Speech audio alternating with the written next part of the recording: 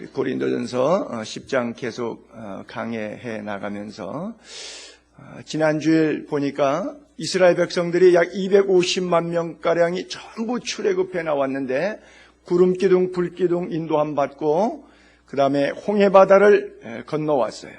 그리고 40년 광야의 생활을 추억할 때 아침에 만나 먹고 저녁에 메추라기 먹고, 성경을 읽어보니까 이 메추라기가 쌓이는데 하나님, 우리 맨날 식물성 만나만 먹으니까 고기 먹고 싶어요 이러고 기도했더니 하나님이 고기를 얼마나 풍성하게 해주셨는지 큐빗을 환산해 보니까 약 1m 높이로 쌓였는데 하루길쯤 걸어갈 정도라니까 250만 명이 살고 있는 광야의 아웃사이드에 1m 높이로 고기를 쌓아가지고 40km 변방으로 그냥 쌓아놨어요. 상상이 가십니까? 그냥 상상이 잘 안 되니까 이렇게 생각하세요. 여러분 닭사 잡수시러 통닭집에 가신 적 있죠? 그럼 거기 쇼 윈도우에 튀김 앞에다가 닭 이렇게 펴가지고 이렇게 접어놨죠? 그런 거는 못 보셨어요? 뭐 설명이 안 되네. 그렇게 이렇게 수북이 쌓아놔요. 이렇게 손님들 보시라고 이렇게 보면서 입맛, 구미 땡기라고 이렇게 쏴놔요. 이렇게 수북이 진열장 앞에 고기를 쌓아놓는데 그렇게 쌓아놓은 것처럼 메추라기를 허리 높이만큼 싸가지고 40kg를 사방으로 쏴놨단 말이에요. 얼마나 많아요. 그러니까 먹고 싶으면 실컷 먹어라. 적어도 한턱 쏠려면 이 정도는 쏴야죠. 그죠? 그래요. 만나 먹고 메추라기 먹고 홍해바다 건너가고 하나님의 놀라운 은혜를 축복을 한 사람도 예외 없이 다 경험했다고 써 있어요. 성경이. 그렇잖아요. 다 같은 구름 아래서 지났고 다 구름 아래 세례받았고 다 신령한 음식 먹고 다 신령한 음료를 마셨다. 그 신령하다는 것은 바로 예수 그리스도다. 주님의 능력 때문에 그 은혜를 입고 살았다 그래요. 그런데 그들이 다 구원받았으면 좋겠는데 다 출애굽했는데 다 구원받지는 못했다. 그러면서 우리에게 샘플 얘기를 몇 가지 해주는데 왜 그러냐면 고린도 교회 성도들이 사도 바울을 통해서 예수 믿고 구원받고 교회에 나오고 있는데 아직 옛 구습을 벗어버리지 못하고 교회는 나오지만 신자는 아닌 삶을 사는 거예요. 예배 시간에 양복 깨끗이 차려입고 양장 입고 이렇게 앉아서 같이 찬송 부르고 예배 드리니까 목사는 그냥 우리 교회 교인인가 보다 이렇게 아는데 하나님은 볼 때 교인이 아닌 거예요. 여전히 교회에 나오기 전에 예수 믿기 전에 살았던 생활 방식을 그대로 고수하고 있는 거예요. 그래서 이 얘기를 어떻게 설교를 해줄까 생각하다가 바로 이 40년 광야 이야기를, 역사적인 사건을 그들에게 끄집어 올려서 다 축복받고 다 은혜받고 다 예수 사랑을 경험했지만 그러나 광야를 통해서 씻기고 깎일 때 그들의 신앙생활이 말씀 안에서 바로 살지 못했기 때문에 가나안 땅에는 요단강 건너가는 것은 허락받지 못한 사람들이 많다. 그러면서 어떤 사람들의 실패한 경우를 거기다가 쓰고 있는 거니까 우리의 본보기, 다른 말로 하게 되면 우리의 샘플, 옛날 성경식 표현으로 하게 되면 거울이 되어 그래요. 여러분 거울 왜 보십니까? 거울 왜 보세요? 본인이 물론 이렇게 잘난 모습을 보고 굉장히 프라우드한 느낌을 받고 싶어서 거울 안에 있는 사람의 얼굴을 보고 너무 잘생겨서 행복하려고 보는 거울, 그렇게 거울 보는 사람도 없지 않아 있을 수 있겠지만 대부분 거울을 보는 이유는 머리 엉클어졌나? 눈곱 아직 남아있나? 얼굴에 조금 뭐 잘못된 거 있나? 화장이 잘못된 거 있나? 그거 지적받으려고, 수정하려고, 고치려고 거울을 쓰는 거예요. 하나님의 말씀이 우리의 본보기가 됐다, 우리의 거울이 됐다라고 하는 이야기는 바로 내가 지금 똑바로 예수 믿고 있나? 내가 인생 바로 살고 있나?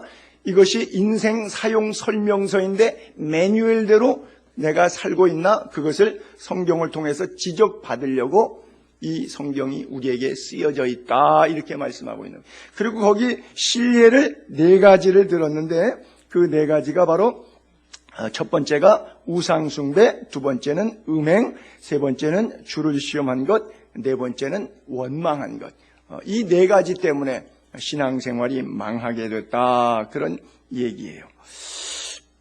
저는 단국대학에서 경영학을 공부했었는데 경영학에 보게 되면 영국의 재무장관 출신이었던 토마스 그레샴이라고 하는 사람인데, 그레샴의 원리 법칙이 있어요. 이것이 이제 경영학의 최고의 담론인데, 그게 무슨 얘기냐면 악화가 양화를 구축한다, 이런 말을 써요. 화는 화폐를 얘기하는 거예요. 그러니까 악화, 나쁜 돈이 양화, 좋은 돈을 잠식시켜버린다. 그런 말이에요. 그게 무슨 원리에서 나왔냐면, 옛날에는 고대 사회는 여기는 지금 잘 안 보시던데 알렉산더 대제가 있어요. 물론 이건 순금은 아닙니다만은 예전에 기원전 시대는 금화, 은화 이렇게 썼어요. 그래서 달란트 자체가, 이 화폐를 주조할 때 자체가 여기가 황제 얼굴이 들어가요. 여기 지금 알렉산더 대제 얼굴이 있습니다. 근데 황제가 들어가 있고 이걸 생산할 때 순금으로 만들었어요. 그래서 예수님이 사셨을 때도 금화가 있었어요, 그 당시에. 근데 이 금화를 유통시키다 보니까 머리를 쓰기 시작한 거예요. 순금이었는데, 이게 돈이 금이었는데 여기서 10% 불순물을 섞는 거예요. 90%만 금, 나머지는, 그러면 이걸 유통시켜서 그냥 돌아다니까 일반인들은 모르는데 통용은 전혀 불편하지 않아요. 그런데 이걸 제조한 사람은 10%를 남겨 먹을 수가 있어요. 세월이 지나다 보니까 20%, 30% 자꾸 까먹어요. 그래서 통계에 의하면 AD 270년에는 금이 2%밖에 안 남았다, 그런 기록이 있어요. 여기도 황제의 주상이 있는데, 실제 금화가, 금의 순도가 높다가 나중에는 점점점 금화가 아니라 은화가 되는 것이죠. 그래서 이 돈은 없어져 버렸고 이 돈이 다 통용이 되는 거예요. 즉 이 악화가 양화를 잠식해버렸어요. 구축해버렸어요. 먹어버렸어요. 무슨 얘기를 제가 드리려고 하는 거냐면, 우리들이 맨 처음에는 순금 같은 믿음으로 신앙생활하다가 목사가, 장로가, 교회 중직자들이 자기의 편리와 어떤 그 육신의 어떤 정욕에 따라서 말씀대로 성경대로 살지 않아요. 초대교회는, 예수님의 제자들은 목숨 걸고 예수를 똑바로 믿었다면 금 같은 믿음, 금보다 더 귀한 믿음처럼 살았어요. 근데 세월이 지나고 주님이 오실 것 같은데 빨리 오신다 그랬는데, 뭐 바울도 주님이 속히 온다 그러고 베드로도 속히 온다 그랬는데 주님이 안 오고 세월이 100년이 가고 손자들 시대 되니까 할아버지한테 이 믿음을 전수하지 못해서 믿음이 자꾸 잠식당해 가는 거예요. 그러니까 나중에는 형식만 남은 거예요. 내가 왜 교회를 가는지를 모르는 거예요. 초창기 때 선조들은 주님께서 나를 십자가에서 구원하신 은혜의 감사 감격 때문에 막 눈물 흘리면서 교회 갔는데, 지금은 교회 가기 싫어서, 뭐 특별히 이제 청년 세대들은 그렇잖아요. 막 예배 시간 돼도 야 예배 늦겠다 깨워서 막 갈라 그래도 조금만 더 자고, 전혀 할 수 없이 부모에 의해서 끌려가는 믿음의 세대가 됐으니까 선조의 믿음하고 손주들의 믿음하고는 그 차이가 퍼센테이지 농도가 악화가 양화를 구축한 것처럼 그런 시대가 된 거예요. 즉 고린도 지역에 현재 신앙생활하고 있던, 즉 2000년 전이죠. 이 성경에 쓰여진 배경은요, 그 시대의 사람들을 보니까 마치 40년 광야 동안에 처음 출애굽했던 믿음을 다 잃어버리고 40년 만에 광야에서 전부 다 지옥에 전락되는 것처럼 요단강을 건너가지 못하는 그러한 삶을 그들이 살게 되었다, 그 얘기를 하고 있는 거예요. 그래서 우리가 한번 구원받은 것은 취소되지 않는다는 것에 대해서 의의를 제기하고 싶지 않지만, 때때로는 성경 속에서 우리가 홍해 바다를 건너왔으면, 중생했으면, 구름 가운데 세례받았으면, 하나님의 자녀로 인침을 받았으면, 즉 파스카, 부활절, 유월절 10번째 재앙에서 죽음을, 거기서 죽어야 되는데 거기서 안 죽고 구원받고 중생에서 살아서 출애굽해서 나왔으면 어디까지 들어가야 되냐? 40년 광야 생활, 신앙생활 잘하고, 그런즉 그리스도 예수 안에 있으면 새로운 피조물이라, 이전 것은 지나갔으니 보라 새 것이 되었도다. 그리고 새로 건너서 마지막 어디까지 가야 되냐? 천성을 향하여까지 들어가야 되는데 못 들어가고 가는 과정에서 그냥 다 주저앉고 말더란 얘기죠. 그래서 제가 지난번에 문둥병자 얘기하면서 바로 나머지 9은 어디 갔느냐? 그 얘기로 퍼센테이지에서 정말 10% 정도. 그리고 90%가 참 어렵다. 이런 통계 치수를 성경에서 한번 생각해 보았다는 것이죠. 여러분, 히브리서 6장 4절, 우리가 잘 아는 구절, 우리 수련회 때 큐티 됐던 구절인데 이런 말씀이죠. 한 번 빛을 받고, 예수님이 빛이에요. 그렇죠? 한 번 빛을 받았어요. 예수님을 믿었어요. 하늘의 은사를 맛봤어요. 그렇죠? 그 다음에 성령에 참여했어요. 성령 충만하다는 말이죠. 하나님의 선한 말씀, 능력 받았고 내세의 능력도 받았어요. 말씀의 능력, 천국에 대한 소망의 능력, 내세의 능력까지 다 맛봤어요. 여러분, 이 정도 된 사람이 타락할 수 있어요, 없어요? 없죠? 그런데 히브리 기자는 6절에 이 사람이 타락했다고 써 있어요. 그러고 나서 그 사람이 타락했어요.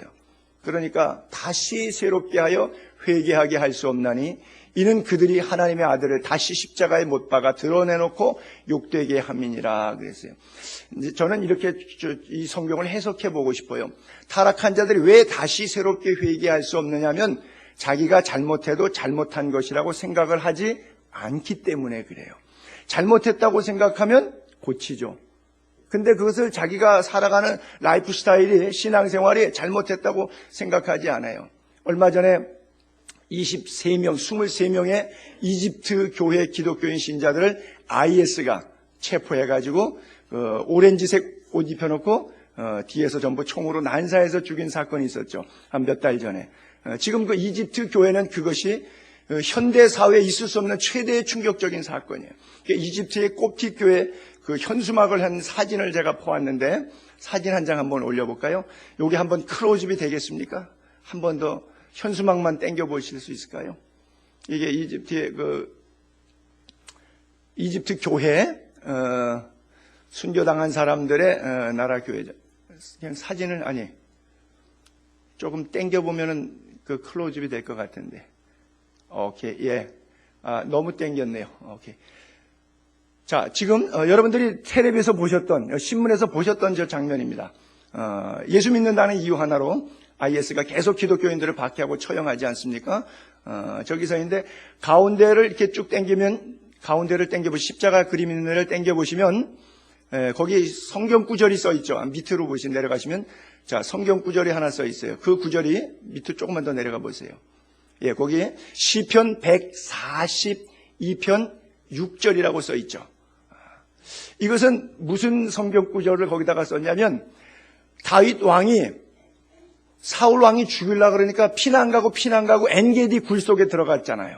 거기서 왕을 화장실 볼일 보러 와 있어 대변 보는데 뒤에서 찔러 죽일 수 있었는데도 안 죽이잖아요.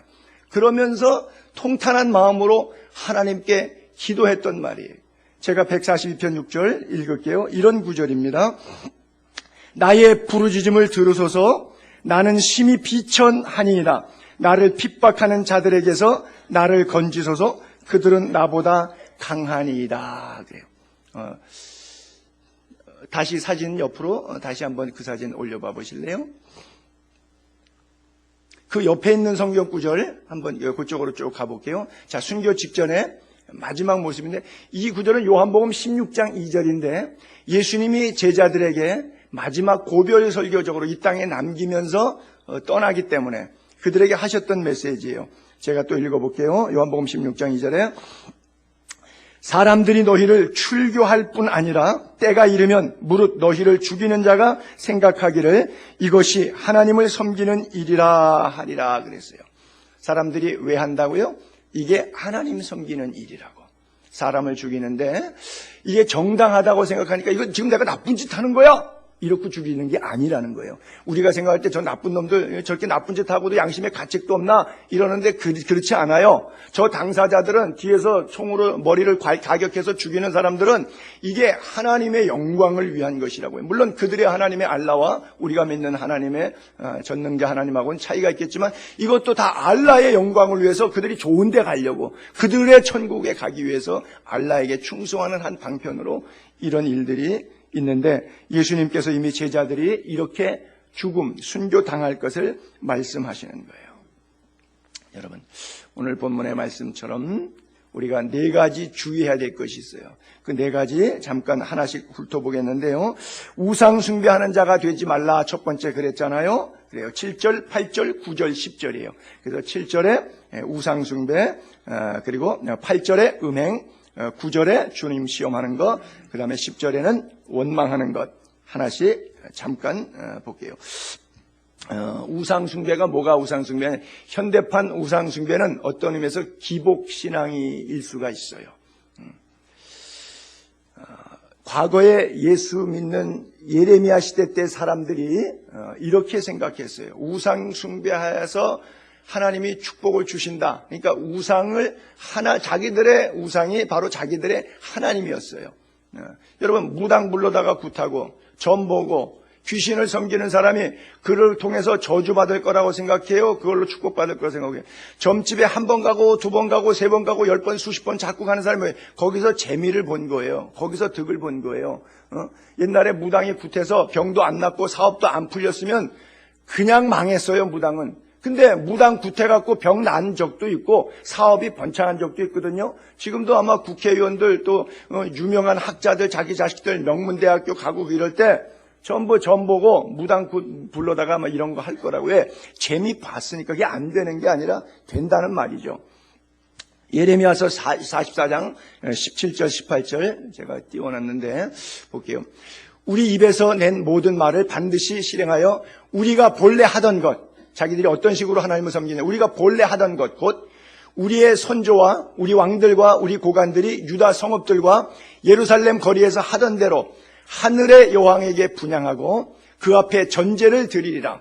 그때는 우리가 먹을 것이 풍부하여 복을 받고 재난을 당하지 아니하였다. 빨간 죽었는데 하늘의 여왕께 분향하고 전제를 드렸어요. 우상 숭배했어요. 그랬더니 우상 숭배할 때 그때 우리가 먹을 것 풍부하고 복을 받고 재난이 물러갔다는 얘기예요.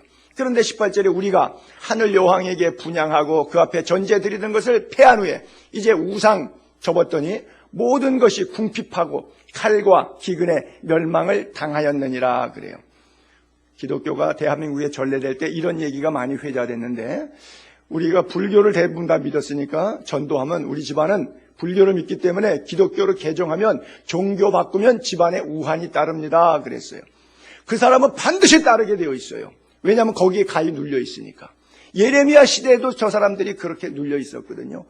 그러니까 우상에 계속 경배해야지 잘 되지. 우상 숭배 안 하는 한 잘못된단 말이에요. 탈이 온단 말이에요. 그러니까 싫어도 계속해서 우상을 섬길 수밖에 없는 구조 속에 자기가 거기 가위 눌려 있다고 하는 거예요. 이 영적인 문제를 사슬을 끊고 나와야 되는데 그것을 이기고 나올 힘이 없는 거예요. 복음의 자유함을 얻을 힘을 얻지 못하는 거예요. 왜? 계속 우상에게 끌려 들어가는 거니까. 예레미야 시대도 그렇고 오늘 대한민국 이 시대도 마찬가지예요. 자, 이 우상 숭배 문제는 출애굽기에 나오니까 우리 출애굽기 32장 1절부터 볼게요. 자, 이제 이스라엘 백성들이 광야로 나왔습니다. 모세가 40일 금식하면서 십계명 받아갖고 내려오는데 산에 올라간 모세가 먹을 걸 안 가져갔는데 40일이 돼도 안 내려오니까 나이가 80이 넘은 노인네가 산에 올라가서 40일이 돼도 안 나오니까 죽은 줄 아는 거예요. 그래서 이렇게 말했어요. 백성이 모세가 산에서 내려옴이 더딤을 보고 모여 백성이 아론에게 이르도 말하되 일어나라. 이제 우리를 위해서 우리를 인도할 신을 만들어라. 우상 만들자는 거죠. 이 모세 곧 우리를 애굽 땅에서 인도해낸 사람 어찌 됐는지 알지 못합니다. 이거 아마 죽은 것 같으다 그런 뜻이죠. 아론이 그들에게 이르되 너희 아내와 자녀의 귀에서 금고리를 빼어 내게로 가져오라. 모든 백성이 그 귀에서 금고리를 빼어 아론에게로 가져가매 다음 4절 5절 아론이 그들의 손에서 금고리를 받아 부어 조각칼로 새겨 송아지 형상을 만드니 그들이 말하되 이스라엘아 이는 너희를 애굽 땅에서 인도하여 낸 너희신. 하나님이 인도했는데 송아지 만들어 놓고 그 송아지 금송아지에다가 우리를 애굽에서 인도해낸 우리 하나님이라고 이렇게 지금 예배하고 있어요. 아론이 보고 그 앞에 제단 쌓고 이에 아론이 공포하여 이르되 내일은 여호와의 절이리라. 내일 예배 드리는 날이에요. 주일날이에요. 모이는 날이에요. 그러니까 다 와라. 그래서 이튿날 왔어요. 뭐 하느냐? 일찍이 일어나. 번제를 드리며 화목제를 드리고 백성이 앉아서 먹고 마시며 일어나서 뛰논다. 자, 번제, 화목제 누구에게 드리는 거예요? 하나님 앞에 드리는 거예요. 근데 드리기는 드려요. 번제도 드리고 화목제도 드려요. 그리고 막 축제예요. 기뻐서 막 뛰놀아요. 근데 그 대상이 누구냐? 자기예요. 자기가 만든 금송아지. 여러분들이 교회에 나와요. 예배해요. 근데 그 예배의 중심에 나의 안녕, 나의 질서, 나의 평안이 우상이 되어 있단 말이에요. 우리가 우상 숭배하지 말라니까, 목사님, 우리 집은요 다 예수 믿어서 제사 안 지내요. 우리는 우상 같은 걸 뭐 차려놓고 거기서 비나이다 비다 뭐 사찰해 가거나, 목사님 우리 집안은 그런 거 안 해요. 그러니까 이거 해당 사항 없는 거예요. 정말 해당 사항 없을까요? 아니에요. 이게 바로 우상 숭배라고 하는 거예요. 그렇죠? 자, 두 번째 보게 되면 그들 중에 어떤 사람이 음행하다가 하루에 23,000명 죽었다 그랬어요. 자, 이것은 민수기 21장 1절을 잠깐 볼게요. 이스라엘이 시딤이라고 하는 지역에 머물러 있어요. 그 백성이 모압 여자들과 음행하기를 시작하니라. 룻이 딸이 아버지 술 먹여서 아버지하고 자가지고 태어난 그 자손들, 하나님이 기뻐하지 않는 자손들이기 때문에 그 이방 여인들하고 결혼하지 말라 그랬죠. 물론 대표적으로 모압 여인 가운데 하나님의 구속에 들은 자가 있죠. 룻기서에 봐놓은 룻이 그런 여인으로 택함을 받았죠.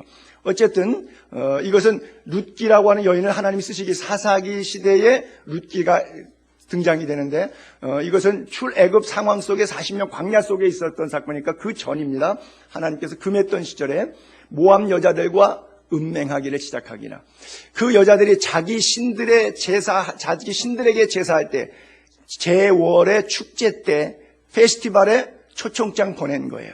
와서 우리 같이 즐깁시다. 이스라엘 백성 향하여 청함에 백성이 먹고 그들의 신들에게 전함으로 이스라엘이 바알 부올에게 가담한지라. 여호와께서 이스라엘에게 진노하시니라. 다음 절. 여호와께서 모세에게 이르시되 백성의 수령들을 잡아 태양을 향하여 여호와 앞에 교수형을 처하라. 목을 메어달라. 그리하면 여호와의 진노가 이스라엘에게 떠나리라. 모세가 이스라엘 재판관들에게 이르되 너희는 각각 바알 부올에게 가담한 사람들을 죽이라 하니라. 그래서 그날 민수기에서는 24,000명 죽인 것으로 되어 있고, 사도 바울이 이것을 설교를 인용할 때 23,000명이 하루아침에 죽었다 써 있어요. 자, 저 배경은 뭐냐면 이스라엘 백성들이 파죽지세처럼 넘어오는데 여리고 성도 무너뜨리고 아이 성도 무너뜨리고 계속해서 진군하는데 백전백승하는 거예요. 근데 자기 나라 쪽으로 슬슬 오는데 250만 명이 광야에서 그냥 먼지 바삭하게 오는데, 그들이 한번 지나가고 나면 우리는 쑥대밭 돼버릴 것 같아요, 모압이. 그래서 선지자를 불렀어요. 발람 선지자. 당신 하나님의 영혼이 있는 사람이니까 당신은 말 선포한 대로 되지 않습니까? 우리 민족을 위해서, 이 모압을 위해서 백성들에게 저주를 좀 퍼부어주십시오. 세 번씩이나 가려고 하는데, 여러분 당나귀 사건도 알지만, 당나귀가 입을 연 사건, 세 번씩이나 가려고 하지만 결국 저주를 못 퍼부어요. 하나님이 그의 입을 허락하시지 않기 때문에. 할 수 없으니까 그 사건엔 종결이 되고 머리를 썼어요. 이 친구들을 어떻게 하면 좋을까? 하나 꾀가 나온 거예요. 모압 신을 제사하니 바알 신, 가나안 족속들이 근본신이 바알 신이잖아요.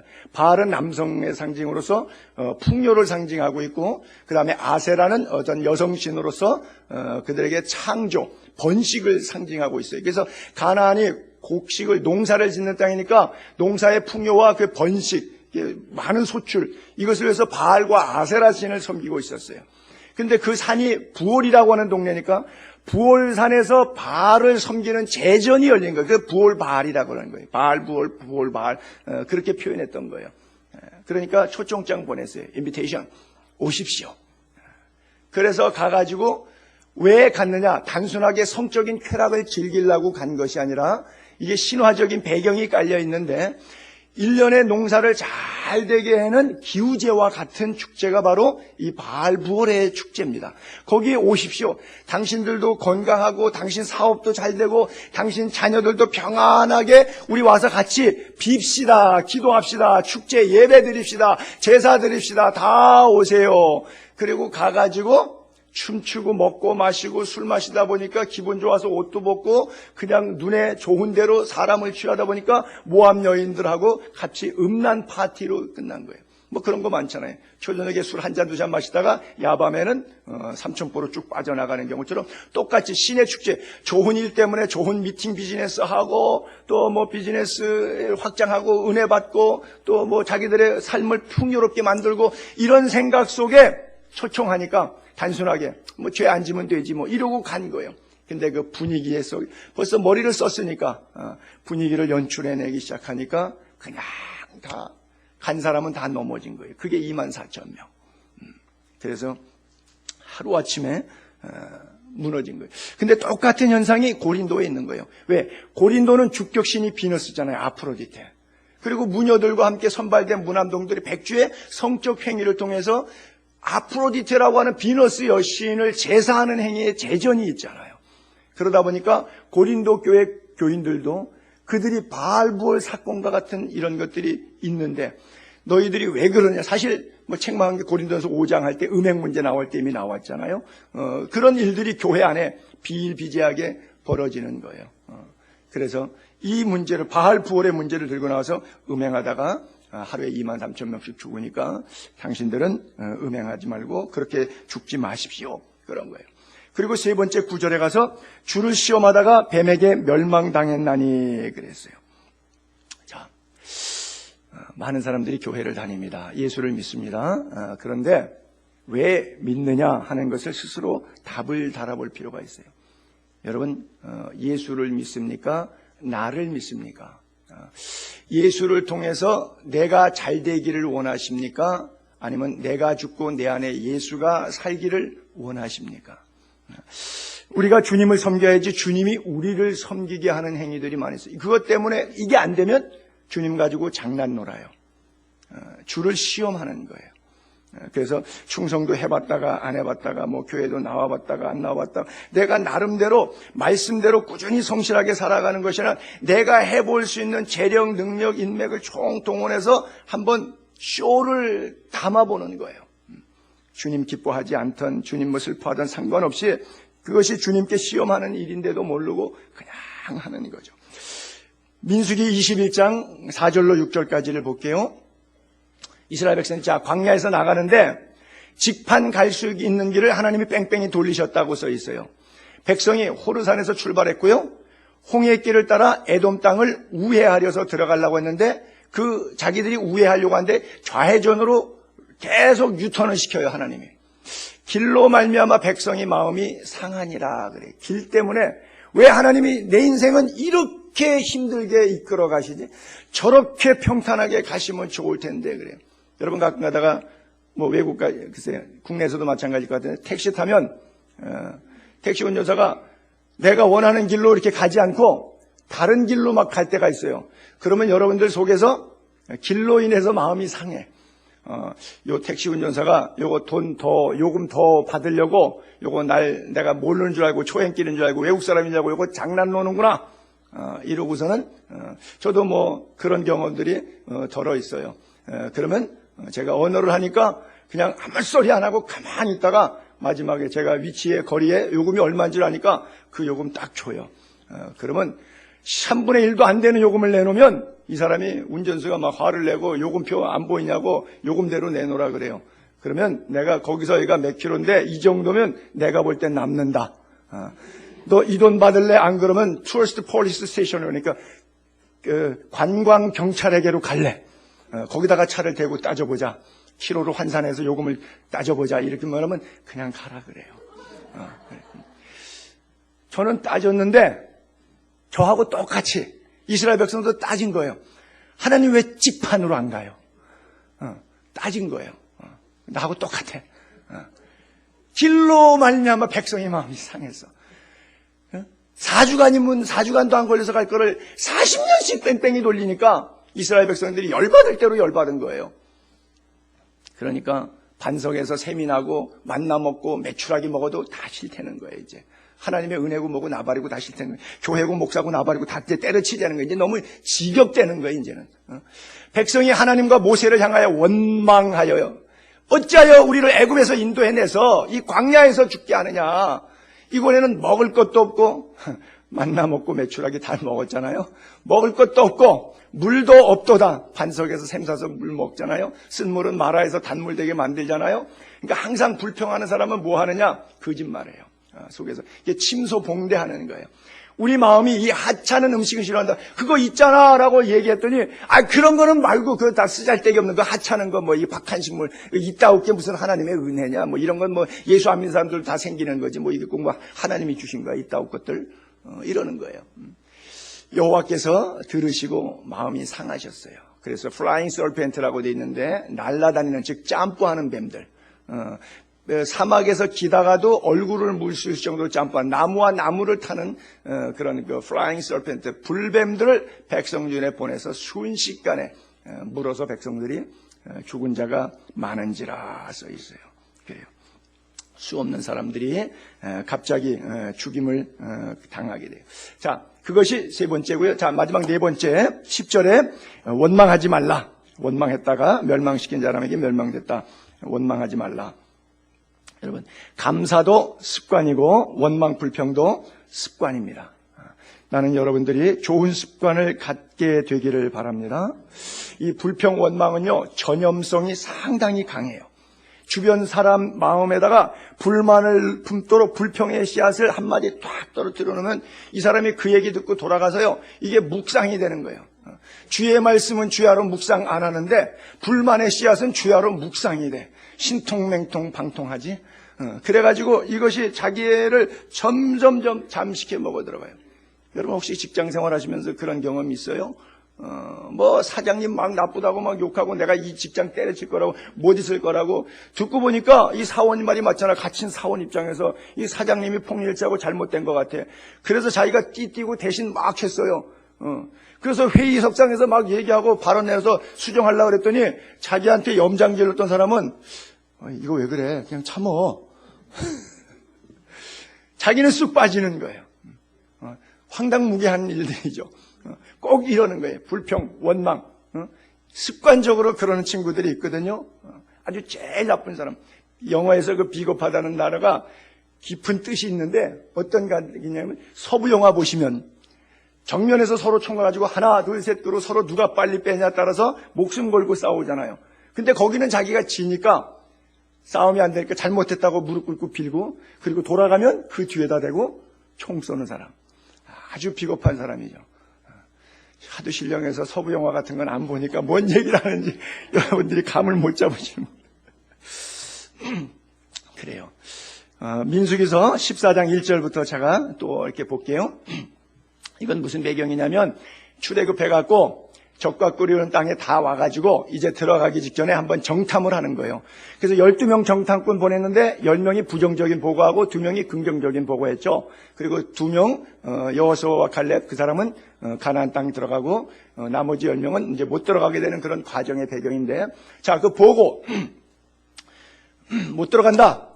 이랬더니 온 회중이 소리 높여 부르짖으며 백성이 밤새도록 통곡하였더라. 밤새도록 통곡하였더라. 저는 이 구절에 상상이 잘 안 가요. 부정적인 말을 들었는데 부정적인 말 때문에 밤새 울어보신 적 있어요? 그래요.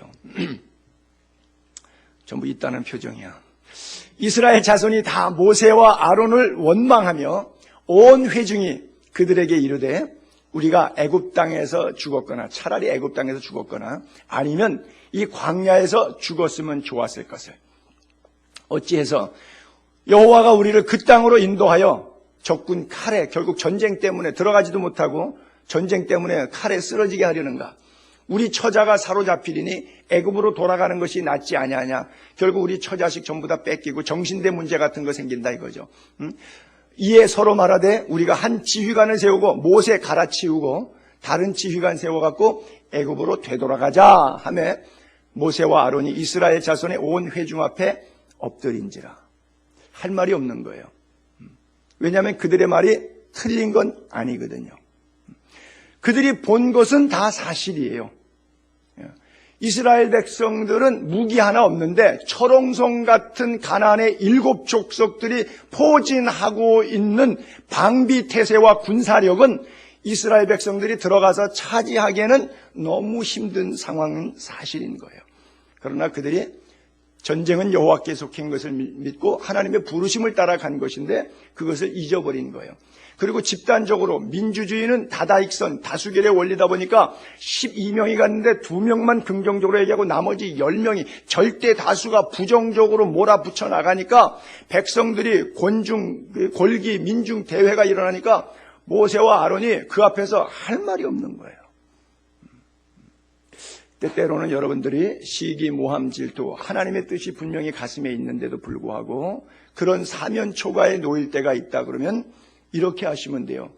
대답할 필요 없고 대꾸할 필요 없고 변명할 필요 없고 기도에 들어가시기 바랍니다. 하나님, 이 문제 어떻게 할까요? 하나님이 해결하셨잖아요. 결론은 아시다시피 하나님의 도우심으로 해결하는 은혜가 있게 되기를 바랍니다. 그들이 광야에서 죽었더라면 좋았을 것을 이렇게 말했는데 하나님께서 들으셨어요. 그래서 우리가 말을 함부로 하면 안 된다는 건데 민수기 14장 26절부터 또 계속 읽어볼게요.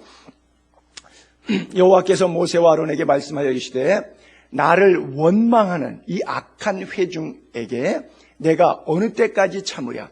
이스라엘 자손이 나를 향하여 원망하는 바 그 원망하는 말을 내가 들었노라. 계속 원망이라고 하는 단어가 나오죠.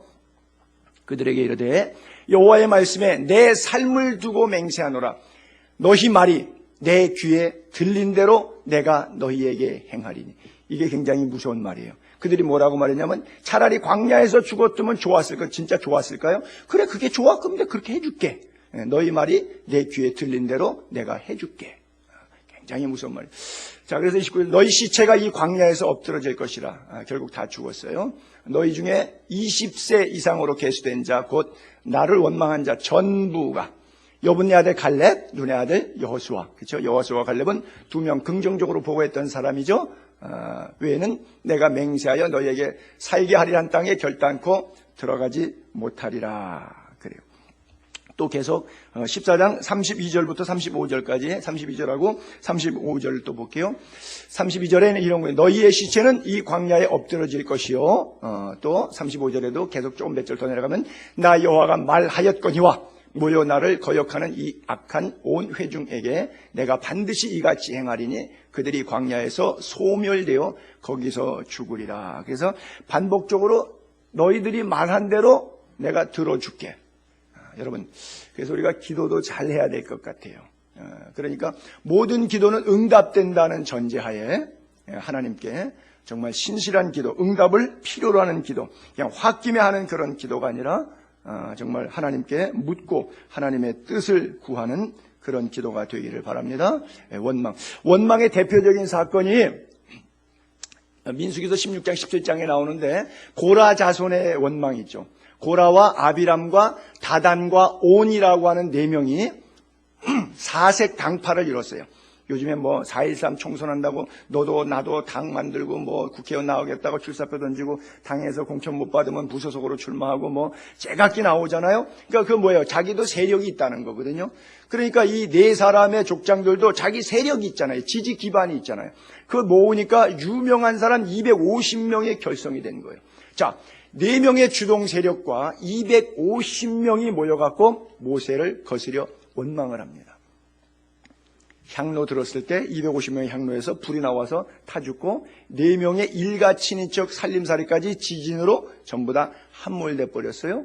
그리고 이스라엘 백성이 그 사건을 보고도 하나님의 백성들, 우리 거룩한 성도를 모세 때문에 이 지경으로 어려움을 만들었다. 이거 지금 리더십에 뭔가 문제가 있다. 이래갖고 백성들이 또다시 계속해서 원망이.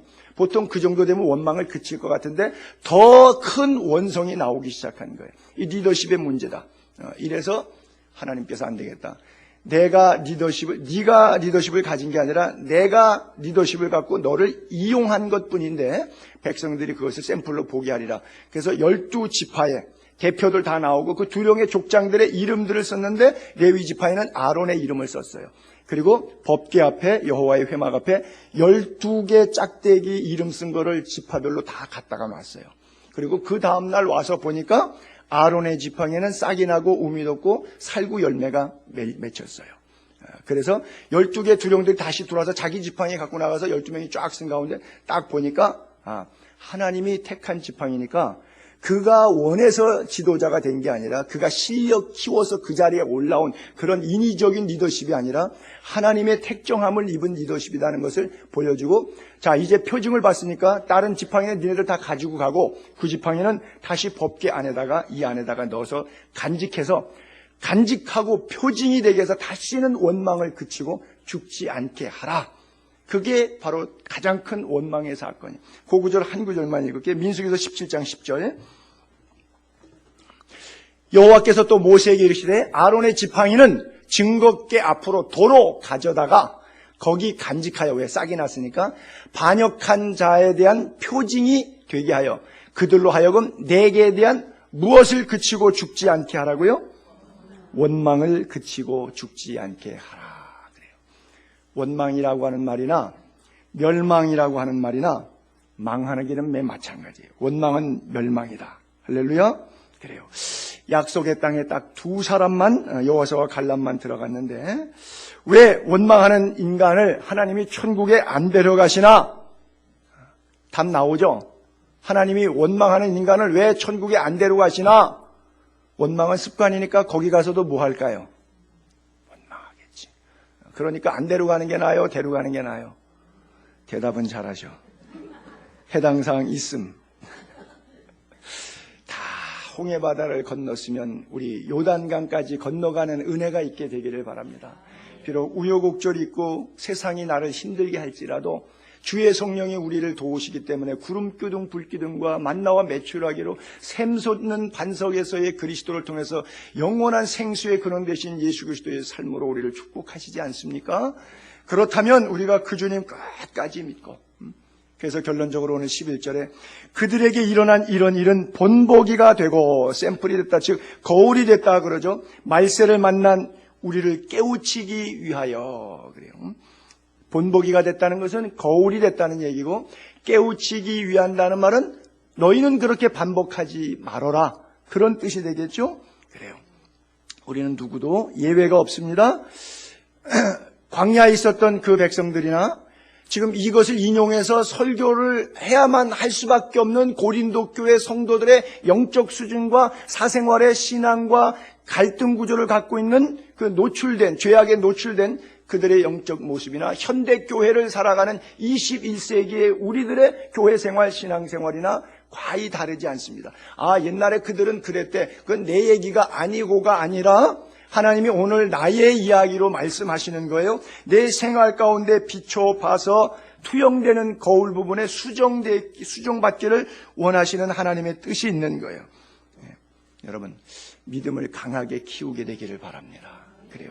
말씀을 들을 때 때때로 여러분들에게 너무 자극적인 것 같아서 힘들게 느껴질는지 몰라도요, 여러분들이 정말 강한 그리스도의 군사가 될 수 있게 되기를 바랍니다. 스데반 집사님이 평신도 출신이지만은 너무너무 강력하게 설교해서 그 강력한 설교 때문에 돌에 맞아 죽었다니까요. 너만 똑똑하냐? 너만 예수 잘 믿냐? 너만 훌륭해? 너만 영적이야? 우리는 허수아비인자? 우리가 대제사장이야? 율법학자야? 사내들이 공의원이야? 우린 바리새인이야? 우리는 서기관이야? 너가 평신도 주제에 어린 것이 뭘 알면 얼마나 알아서 네가 영적인 그 큰 세계의 모세의 스토리를 다 알아? 이러고서는 돌덩이. 왜냐하면 모세에게 지금 이 바울이 고린도에서 했던 이 설교를 사실은 스데반이 먼저 한 거예요. 스데반은 누구한테 돌에 맞아 죽을 때 누가 주인공이었어요? 사도 바울. 그러니까 제가 느끼는 거예요. 사도 바울이 고린도에 편지를 써서 지금 이 모세의 사건을 통해서 광야를 추억해서 그들을 교훈 설교를 줬는데 이 설교가 자기 설교가 아니라 표절 설교예요. 누구 표절 설교? 스데반 표절 설교. 자기가 스데반 죽일 때 옷 맡아갖고 총 책임져 딜렉처로 있었거든요. 그때 스데반이 하는 얘기 다 들었어요. 예수는 안 믿지만. 근데 이게 잔상 기억법으로 기억에 남아가지고 자기 마음에 구동이 된 거예요. 구동이. 그래서 사도행전 14장에 보면 비시디아 안디옥에 가서 설교할 때도 그 얘기 그대로 하고요. 사도행전 7장의 스데반 설교 그 부분만 잠깐 볼게요. 사도행전 7장 38절. 스데반 설교 내용 가운데 그 광야교회 이야기를 시내산에서 말하던 그 천사와 우리 조상들과 함께 광야교회에 있었단 말이죠. 광야에 무슨 교회가 있어요. 근데 그것을 일명 신앙생활, 교회생활로 비유하고 있는 거예요. 광야 40년을. 그래서 광야교회라고 이렇게 명사를 붙였어요. 실제는 광야에 무슨 교회가 있어요? 없어요. 광야교회에 있었고 또 살아있는 말씀을 받아 우리에게 주던 자가 이 사람이라 모세 얘기하는 거죠. 우리 조상들이 모세에게 복종하지 아니하고 원망하고 이런 거 많이 했죠. 거절하며 그 마음이 도리어 애굽으로 향하여 애굽으로 돌아가자 이런 얘기했죠. 아론더러 이르되 우리를 인도한 신을 우리를 왜 만들라. 그래서 송아지 만들었잖아요. 금송아지. 애굽 땅에서 인도해낸 이 모세는 어찌 되었는지 우리 알지 못하노라 하고, 그때 그들이 송아지 만들어 그 우상 앞에 제사하고 자기 손으로 만든 것을 기뻐하더니 자기 하나님을 섬기는 거죠. 하나님을 섬기는 게 아니라 자기가 만든 하나님을 섬기면서 굉장히 행복하고 만족하는 거죠. 하나님이 외면해버렸어요. 그들이 예배를 드렸는데 그 예배를 하나님이 한 번도 받은 적이 없어요. 왜? 신령과 진정이 아니니까. 하나님이 고개 돌리면 뭐예요? 하나님이 얼굴을 비춰주셔야 되는데 하나님이 얼굴을 돌려버리면 이건 큰일이에요. 하나님이 외면하사 그들을 하늘의 군대에 섬기는 일에 버려두셨으니 우상 숭배하는 거죠. 이는 선지자의 책에 기록된 바 이스라엘의 집이여 너희가 광야에서 40년 동안 희생과 제물을 내게 드린 일이 있었느냐? 그들은 뭐라고 말해요? 드렸다고 말하죠. 그들은 드렸다고 말하죠. 40년 동안 내가 교회 나왔고 40년 동안 11조 했고 주일 성수했고 40년 동안 나 신앙생활 똑바로 했습니다. 이렇게 말하는 거예요. 근데 사도 바울은 스데반은 그런 거예요. 너희들이 광야에 40년 동안 희생과 제물 내게 드린 일이 있었느냐? 너희들이 드렸다고 하는 건 결국 뭐냐? 하나님이 받으신 게 아니라 이런 거라는 거죠. 즉 몰록의 장막과 신 네판의 별을 받들었으면 그것은 너희 안에 우상 숭배라고 하는 것이죠. 너희 스스로의 만족, 종교적 수양, 인격 수양을 위한 그런 것들로 제조와서 한 종교 노름이라고 하는 것이죠. 볼록의 장막, 신 네판의 별 받들었음, 우상 숭배. 이것은 너희가 절하고자 하여 만든 형상이로다. 내가 너희를 바벨론 밖으로 옮기리라 함과 같으리라. 그래서 바벨론 유수의 세월, 즉 포로로 고생해서 하나님 말씀 떠나서 우상 숭배하다가 너희 조상들이 이렇게 어려움을 당하지 않았느냐, 그 얘기를 하는 거예요. 계속 이어서 또 다음 그러면서 말하는 거예요. 설교 시간에 너무 강하게 좀 얘기를 했는데 그 청중들에게 이렇게 얘기해요. 목이 곧고 마음과 귀에 할례를 붙지 못한 사람들아, 너희도 너희 조상과 같이 항상 성령을 거스리는도다.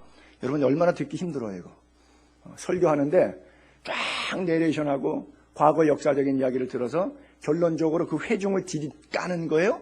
이 목이 곧고 마음과 귀에 할례를 붙인, 실제 남성의 성기에는 귀두 부분의 표피를 제거해서 너희들이 육체의 할례는 받았는지 모르지만 마음과 귀에는 할례를 못 받았어. 사람들아, 너희도 너희뿐 아니라 너희 조상처럼 항상 anytime, 언제 예배당에 오던 일주일 동안 사생활을 살던 직장이든 가정이든 항상 성령 거스리는 짓만 하고 돌아다니네. 그렇게 설교를 했어요. 그러니 그 돌에 맞아 죽죠. 그런 설교 아니. 그 다음 구절이 없죠? 그래요. 그 다음 구절 이제 돌에 맞는 구절인데 제가 돌 맞을까봐 그거는 뺐어요. 여러분, 우리가 이제 사순절 다음 주면 종료주일이라 그래요. 예수님 십자가 지시기 전까지 40일 동안 주님의 죽으신 마지막 설교를 생각하면서 그걸 사순절이라 그러고요. 렌트. 그 다음에 다음 주일을 종료주일이라고 말하는데, 종료주일은 종려나무 가지 잎사구를 꺾어서, 종려나무 크잖아요. 그것을 예수님이 십자가를 지기 위해서 고난을 해서 성전으로 예루살렘에 들어오세요. 올리브산 감람산에서 기드론 계곡을 아래로 내려갔다가 성전으로 위로 이렇게 시온산으로 올라오실 때 거기 스데반 순교 기념교회가 있는데 그 앞쪽에 옛날에는 양 바꾸던 양의 문이라고도 해요. 그 지금은 라이언 게이트라고 이렇게 사자의 문이라고도 이제 불리는데 옛날에는 그 스데반 문이라고 했어요. 그 문으로 성문으로 쭉 들어올 때 사람들이 종려나무 가지를 거기다가 깔았어요. 왜? 어린 나귀를 타고 지나갈 때 그거 사뿐히 들여밟고 가시 오서서 소월의 시처럼. 그래서 자기 겉옷을 까는 사람도 있고 또 종려나무를 갖다가 까는 사람. 그러니까 흔히 말해서 이렇게 레드 카페트 축제 때 쫙 깔아서 입성하는 것처럼 왕중왕 메시아 되신 예수 그리스도께서 이제 예루살렘에 입성하시는 것이, 비록 초라한 낙이 타고 애들 냄새나는 누더기 같은 겉옷 깔고 나뭇잎 싸고 갔다가 거기다가 놓고 이러는 것이지만, 그래도 전체적인 윤곽의 그림은 레드 카펫도 밟고 주인공이 쫙 예루살렘 입성하는 것처럼 그렇게 해서 만드죠. 그게 종료주일이에요. 그리고 그 주간에 그 금요일 날 십자가를 지시게 되는 거거든요. 그래서 다다음 주일이 부활주일이기 때문에 다음 주일은 종료주일에서 우리가 그 주간에 성에 들어가셔서 마가의 다락방에 성찬식도 하시죠. 그래서 저희 교회가 성찬 예식도 하고, 혹 세례 받으실 분이 계시다 그러면 아직 세례 못 받으신 분 가운데서 우리 세례 예식도 하고, 이런 식으로 종료 주일을 보내게 될 겁니다. 모쪼록 사순절의 은혜와 고난의 절기를 통한 하나님의 십자가의 깊은 영성의 은혜가 여러분들의 삶에 가득하기를 주의 이름으로 축복합니다.